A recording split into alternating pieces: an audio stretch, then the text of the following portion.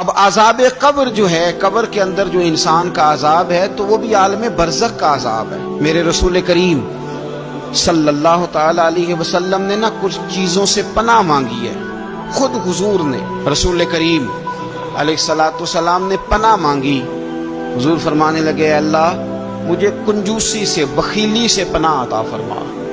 اور حضور نے باقاعدہ پناہ مانگی ہے کہ اے اللہ مجھے ارذل العمر ہونے سے پناہ میں رکھ، جب عمر اتنی زیادہ ہو جائے کہ وجود کے حصے کام کرنا چھوڑ جائے، اس سے پناہ مانگی۔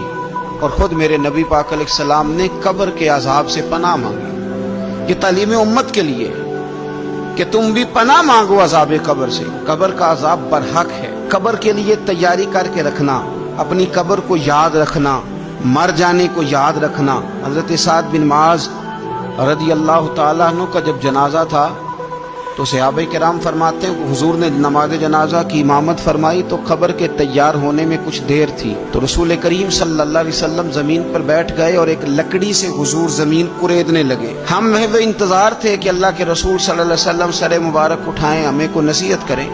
فرماتے حضور نے سر اقدس اٹھایا تو حضور کی آنکھوں میں آنسو تھے، اور رو کے حضور فرمانے لگے، رو کے کہ اس قبر کے عذاب سے رب کی پناہ مانگو اور اس کے لیے تیاری کر لو، یہ بڑا سخت دن ہے۔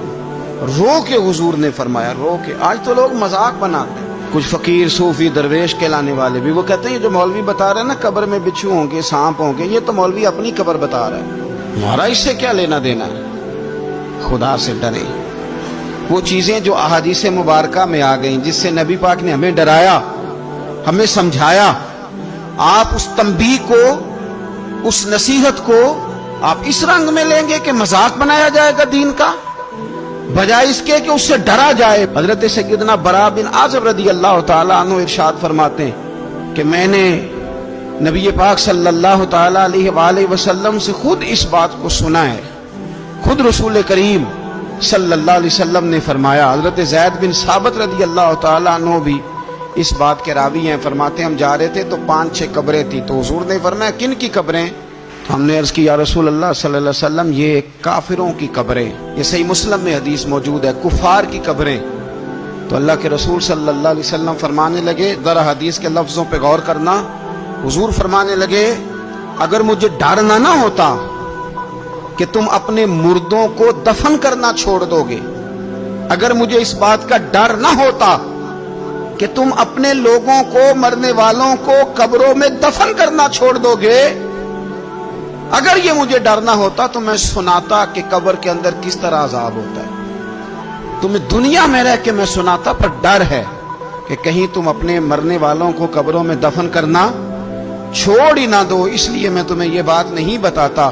اور میرے رسول کریم صلی اللہ تعالی علیہ وآلہ وسلم نے پھر ارشاد فرمایا، اپنے غلاموں کی طرف نظر فرمائی، یہ بات کہہ کے کہ اگر مجھے ڈر نہ ہوتا کہ تم دفن کرنا چھوڑ دو گے تو تمہیں میں سنا دیتا کہ قبر میں کیا عذاب ہوتا ہے۔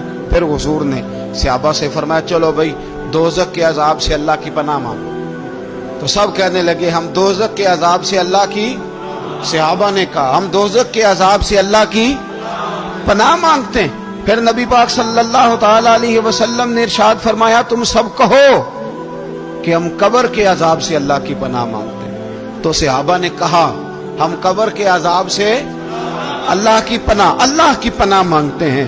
پھر میرے رسول پاک علیہ الصلوۃ والسلام نے فرمایا تم کہو، سارے یہ کہو کہ ہم ظاہری اور باطنی فتنوں سے اللہ کی پناہ مانگتے ہیں۔ تو صحابہ نے کہا کہ ہم ظاہری اور باطنی فتنوں سے اللہ کی پناہ مانگتے ہیں۔ پھر میرے محبوب علیہ السلام نے فرمایا تم کہو کہ ہم دجال کے فتنے سے اللہ کی پناہ مانگتے ہیں۔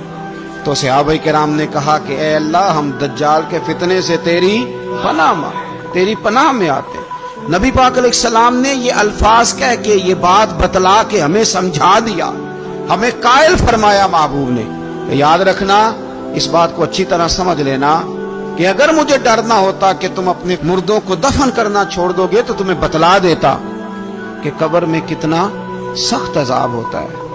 اپنے معاملات پر غور کریں۔